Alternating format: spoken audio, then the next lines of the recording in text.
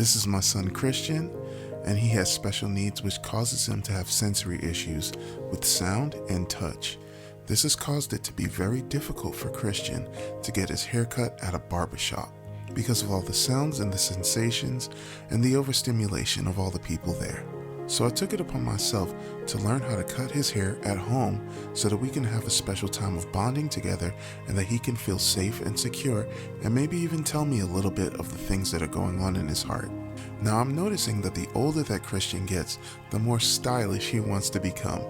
Now since this is his first year going into junior high, Christian has told me that he wants to be dripped out for the Huzz, whatever that means.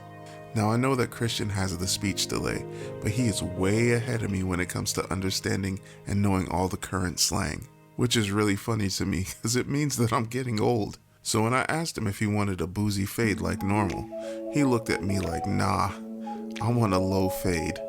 Alright, I'll try my best. Now I don't really know all the ins and outs of doing a low taper fade, so I tried my best. I looked on the interwebs and I saw some techniques and I tried my best to apply them so that he looked cool. Now I can tell that Christian is getting more mature because normally he's more afraid of the irritation that he would get from the clippers buzzing near his ears or just the feeling of it scraping against his skin. This time he was more worried about me messing up his hair and ruining his chances with the Huzz. Now for a lot of you that have been following our journey for quite some time, you know that in the beginning, Christian was mostly nonverbal, but along the way he had a breakthrough, and through things like game chat on his Xbox, he's learned to interact a lot more vocally than he ever has before, and he has a lot more confidence than he ever has before. Now, as a dad, this makes me incredibly proud.